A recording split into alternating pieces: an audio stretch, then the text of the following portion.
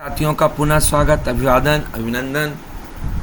अब दिवस 3 का सत्र 2, जिसका विषय वस्तु है अकादमिक वर्ष 2023-24 की पुनरावृत्ति एवं अकादमिक वर्ष 2024-25 की संरचना को समझना। साथियों, इस सत्र का उद्देश्य है 23-24, 24-25 की अकादमिक योजनाओं का तुलनात्मक अध्ययन करना और 24-25 की संरचना को समझना। इस हेतु हमारी प्रशिक्षण सामग्री होगी पीपीटी, कार्यपुस्तिका एवं शिक्षक संदर्शिका।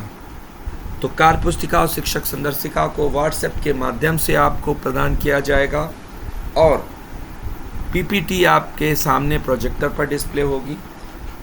45 मिनट की इस रूपरेखा में हम अकादमिक वर्ष 23-24 को रिवाइज करेंगे। 10 मिनट दोनों वर्षों के शिक्षण चक्र का अवलोकन करेंगे कि इसमें नया क्या है। 10 मिनट अकादमिक योजना 2024-25 की संरचना देखेंगे। 20 मिनट और अंत में समेकन करेंगे। तो आइए साथियों, पहले हम लोग ये जानने का प्रयास करते हैं कि अकादमिक वर्ष 2023-24 को हम कैसे रिवाइज करते हैं। तो हमने देखा था कि गणित में एक सप्ताह में कितने शिक्षण उद्देश्यों पर कार्य करना होता था। एक सप्ताह में हमें 3 शिक्षण उद्देश्यों पर कार्य करना होता था। कितनी शिक्षण योजनाएं अनुदेशात्मक दिवसों में पूरी करनी होती थी।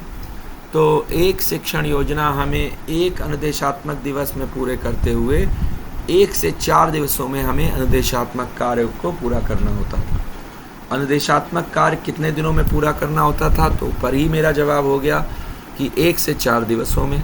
साप्ताहिक आकलन कौन से दिवस में करना होता था, तो हम सब जानते हैं 5वें दिवस में साप्ताहिक आकलन करते हुए हम समेकन शिक्षण योजना पर कार्य करते थे। रिमीडियल और पुनरावृत्ति के लिए कौन सा दिवस निर्धारित था, तो हम सभी जानते हैं। इस हेतु 6वां दिवस रिमीडियल करने के पश्चात हम पुनरावृत्ति करते थे। क्या आवश्यकता अनुसार शिक्षण योजना में बदलाव किया जा सकता था? हाँ, निश्चित तौर पे हम अपनी आवश्यकता अनुसार शिक्षण योजना में बदलाव कर सकते थे। खोजें और जानें कार्य को करने का निर्देश कब देना रहता था, तो खोजें और जाने को करने का निर्देश तीनों शिक्षण उद्देश्यों के पूरा हो जाने के बाद देना रहता था, यानी कि चौथे कालांश में। शाब्दिक पुनरावृत्ति किस सप्ताह में होती थी? शाब्दिक पुनरावृत्ति 13वें और 20वें सप्ताह में होती थी। प्रत्येक सप्ताह में कितने रिक्त कालांश थे, तो एक सप्ताह में 5 रिक्त कालांश थे। सभी कक्षाओं में कितने सप्ताह पुनरावृत्ति का कार्य होता था, तो सभी कक्षाओं में शुरुआत के 6 सप्ताहों में पुनरावृत्ति का कार्य करते थे। आइए देखें 23-24 का शिक्षण चक्र कुछ किस प्रकार का था। तो 1 से 4 अनुदेशात्मक कार्य, जिसमें हम प्रत्येक दिवस शिक्षण योजना पहले दिवस में शिक्षण योजना 1, अभ्यास पत्रक 1, गणित खेल 1। दूसरे दिवस में शिक्षण योजना 2, अभ्यास पत्रक 2, गणित खेल 2। और तीसरे दिवस में शिक्षण योजना 3, अभ्यास पत्रक 3 और गणित खेल 3 पर कार्य करते थे। तो इस प्रकार से अनुदेशात्मक दिवसों के 4 दिवसों में हम 3 शिक्षण योजना, 3 अभ्यास कार्य पत्रक और 3 गणित खेलों पर कार्य करते थे। शिक्षण योजनाएं हमें शिक्षक संदर्शिका से प्राप्त होती थी, अभ्यास कार्य पत्रक हमें कार्य पुस्तिका से प्राप्त होते थे और गणित खेल हम संदर्शिका से पुनः प्राप्त करते थे। इसके पश्चात चौथे दिवस हम खोजे और जाने के हेतु निर्देश देते थे। 5वें दिवस में हम समेकन और आकलन का कार्य करते थे। समेकन शिक्षण योजना का निर्माण हमें स्वयं से करना होता था। आकलन कार्य पत्रक हमें शिक्षक संदर्शिका में उपलब्ध था। 6वें दिन हम रिमेडियल और पुनरावृत्ति का कार्य करते थे। रिमेडियल शिक्षण योजना हेतु हमें एक शिक्षण योजना दी गई थी, शेष का हमें स्वयं से निर्माण करना था। और पुनरावृत्ति कार्य पत्रक भी हमें एक दिया गया था, शेष सप्ताहों के लिए हमें खुद से इसका इस्तेमाल करना था। इसके पश्चात खोजे और जाने के लिए हम फॉलोअप और रिव्यू का कार्य भी करते थे। एक प्रतिदर्श संदर्शिका में दिया गया था, जिसके आधार पर सभी सप्ताह के लिए हमें योजना स्वयं से बनानी थी। शिक्षण चक्र 23-24 को अगर और ध्यान से देखें तो हमें खोजें और जाने का भी स्वयं से ही निर्माण करना था। अब साथियों, शिक्षण चक्र में हमें एक अतिरिक्त चीज़ और मिली थी जो हमें 7वें दिवस पूरी करनी रहती थी, और इस हेतु हमें गृह कार्यपत्रक कार्य पुस्तिका में उपलब्ध था। खोजे और जाने में हम स्वयं इसका निर्माण करते थे। तो एक प्रतिदर्श संदर्शिका में दिया गया था, और जिसके आधार पर सभी सप्ताहों के लिए हम निर्माण करते थे। किनका समेकन शिक्षण योजनाओं का, रिमेडियल शिक्षण योजनाओं का और खोजे और जाने का। 2024-25 का शिक्षण चक्र का यदि हम अवलोकन करें तो हम पाते हैं कि हमारे पास 3 शिक्षण योजनाएं, 3 अभ्यास कार्यपत्रक, 3 गणित खेल हमें प्रथम 3 दिवसों में निपटाने हैं। यानी प्रथम 3 कालांश शिक्षण योजना 1, प्रथम दिवस के 3 कालांश शिक्षण योजना 1, अभ्यास 1 कार्य पुस्तिका, गणित खेल 1 के लिए चुने गए हैं। दिवस 2 में हम शिक्षण योजना 2, अभ्यास 2 कार्य पुस्तिका और गणित खेल 2 पर कार्य करते हैं। तीसरे दिवस में भी हम शिक्षण योजना 3, अभ्यास 3 कार्य पुस्तिका और गणित खेल पर कार्य करते हैं, और उसके बाद खोजे और जाने पर कार्य किया जाता है। समेकन और आकलन का 5वां दिन है, जिसमें हम सबसे पहले समेकन शिक्षण योजना पर कार्य करते हैं, और उसके बाद एक कार्यपत्रक 1 सप्ताह में मैंने सीख लिया का दिया गया। 6वें दिन हम रिमीडियल और पुनरावृत्ति संसाधन पर कार्य करते हैं, जिसमें हम रिमीडियल शिक्षण योजना पर कार्य करते हैं और एक साप्ताहिक पुनरावृत्ति पर कार्य करते हैं। अब इसके अतिरिक्त हमारे पास प्रक्रियात्मक प्रवाह हेतु दिन 1 से 6 में एक संसाधन उपलब्ध कराया गया है। ये हमारे लिए एक न्यू चीज़ है, नई चीज़ है। प्रक्रियात्मक प्रवाह हमारी शिक्षक संदर्शिका में दिया गया है, और इसका कार्यपत्रक हमें कार्य पुस्तिका में प्राप्त है। 2024-25 के शिक्षण चक्र का यदि हम पुनः अवलोकन करें तो हम पाते हैं कि शिक्षण योजना, तीनों शिक्षण योजनाएं हमें शिक्षक संदर्शिका में दी गई हैं।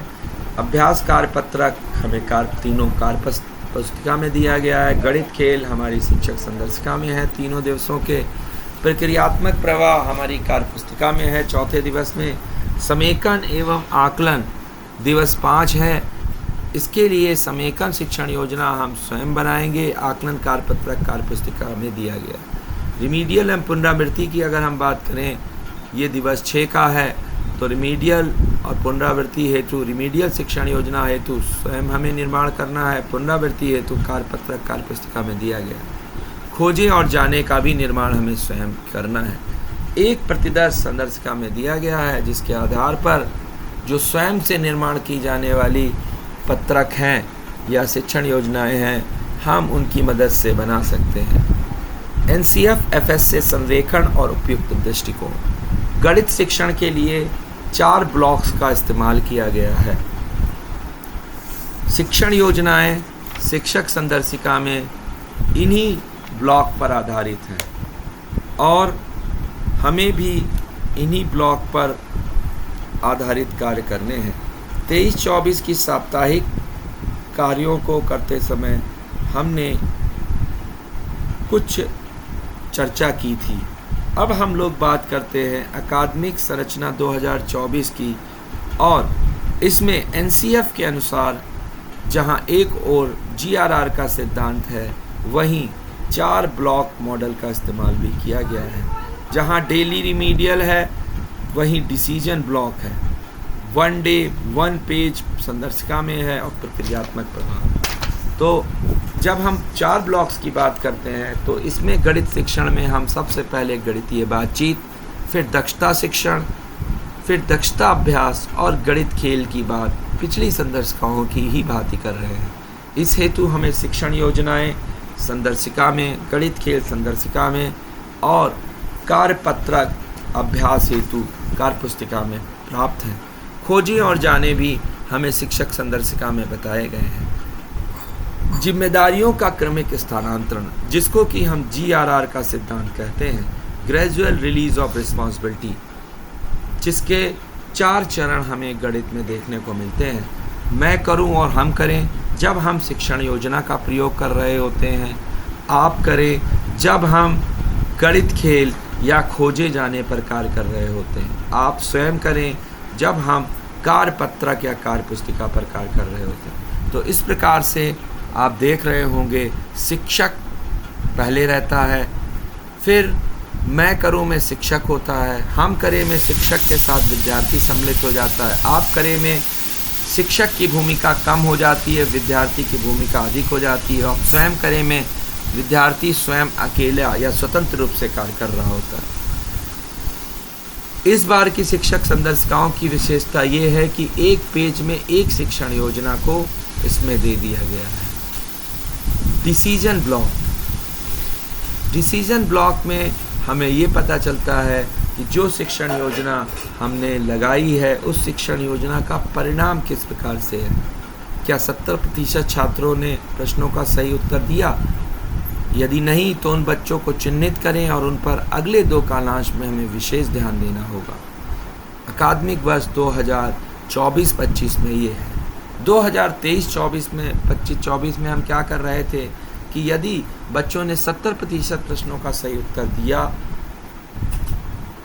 हाँ में, तो हम उनको 8 कार्यपत्रक सप्ताह 8 का कार्यपत्रक कराते थे, और यदि नहीं दिया तो योजना में बदलाव करके दोहराते थे। इस बार हमें यदि 70% बच्चों ने उत्तर सही दिया है तो हमें अकादमिक वर्ष 2024 में 70% छात्रों से उत्तर सही लेना है, और यदि नहीं देते हैं तो उन बच्चों को चिन्हित करेंगे, उन पर अगले 2 कालांशों में विशेष ध्यान देंगे और हम शिक्षण योजना का दोहराव नहीं करेंगे। दैनिक रिमीडियल कार्य। बच्चों को प्रतिदिन शिक्षण योजना को पढ़ाए जाने के बाद कुछ दिक्कतें आती हैं जिनको दूर करने की आवश्यकता होती है, इसलिए हम रिमीडियल करते हैं। अवधारणा निर्माण की प्रक्रिया को रिमीडियल काफ़ी मजबूत बनाता है। शिक्षक का प्रभावी शिक्षण इससे अधिक सुदृढ़ होता है। गणित खेल के बाद चिन्हित बच्चों के साथ ये प्रक्रिया कराई जाती है। इस हेतु हमें निर्देश दिया गया है और ये नवीन संदर्शिका में स्पष्ट है। प्रक्रियात्मक प्रवाह हमें कार्य पुस्तिका में मिलता है और शिक्षक संदर्शिका में भी। दिवस 1 से 3, 5 से 6 के लिए हमें मॉडल शिक्षक संदर्शिका में दिया गया है, और दिवस 4 के लिए अभ्यास कार्य पत्रक हमें कार्य पुस्तिका में प्रदान किया गया है। प्रक्रियात्मक प्रवाह में कुछ बातों का हमें ध्यान रखना है। इस अकादमिक वर्ष में दिवस 4 के लिए एक नए कार्यपत्रक को जोड़ा गया है। इसका उद्देश्य है बच्चों की समझ को मजबूती प्रदान करना। इसमें विशेष ध्यान संख्या समझ, गिनती और संक्रियाओं को दिया गया है।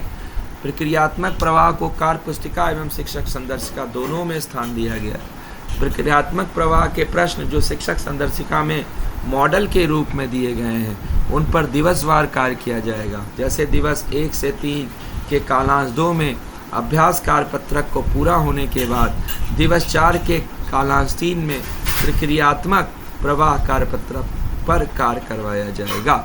दिवस 5 व 6 में मैंने सीख लिया तथा साप्ताहिक पुनरावृत्ति कार्यपत्रक पूरा होने के बाद शिक्षक प्रक्रियात्मक प्रवाह के प्रश्नों को हल कराएंगे।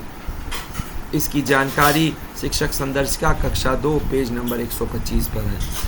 आइए अकादमिक रणनीति 2024-25 के माध्यम से अकादमिक योजना को समझें। साथियों, इस वीडियो को देखने के पश्चात हमने ये जाना कि गणित की अकादमिक योजना में GRR एवं 4 ब्लॉक को शामिल किया गया है। अकादमिक वर्ष 2024-25 में राष्ट्रीय पाठचर्या की रूपरेखा NCF-FS 2022 के अनुरूप गणितीय बातचीत व दक्षता शिक्षण को शिक्षक संदर्शिका के शिक्षण योजना में शामिल कर दिया गया है। दक्षता अभ्यास के लिए कार्यपुस्तिका में अभ्यास पत्रक दिए गए हैं। गणित खेल को शिक्षक संदर्शिका में रखा गया है। शिक्षण योजना, कार्यपत्रक, गणित खेल, गणितीय बातचीत, दक्षता शिक्षण, दक्षता अभ्यास, गणित खेल पर इसी क्रम में कार्य करना होगा। अकादमिक सत्र 2024-25 में नए कार्यपत्रक प्रक्रियात्मक प्रवाह को शामिल किया गया है। डिसीजन ब्लॉक में बदलाव किया गया है। जिसके अंतर्गत योजना में बदलाव करने की वजह बच्चों को चिन्हित कर अगले 2 कालांशों में विशेष रूप से ध्यान देने की बात की गई है। दैनिक रिमीडियल की योजना को शिक्षण योजना में स्थान दिया गया है। खोजें और जाने को सभी कक्षाओं में रखा गया है। एक पेज एक शिक्षण योजना के अंतर्गत शिक्षण योजना के सभी घटकों को एक पेज में समाहित किया गया है। गृह कार्यपत्रक को कार्य पुस्तिका से हटा दिया गया है। तो साथियों, इस प्रकार से हमने दिवस 3 का सत्र 2 समाप्त किया। पुनः मिलेंगे दिवस 3 के सत्र 3 में। तब तक के लिए आप सभी स्वस्थ रहें। आप सभी मनोदर्पण की सहायता लेते हुए बच्चों को निपुण बनाने में पूर्ण सहयोग करें। धन्यवाद।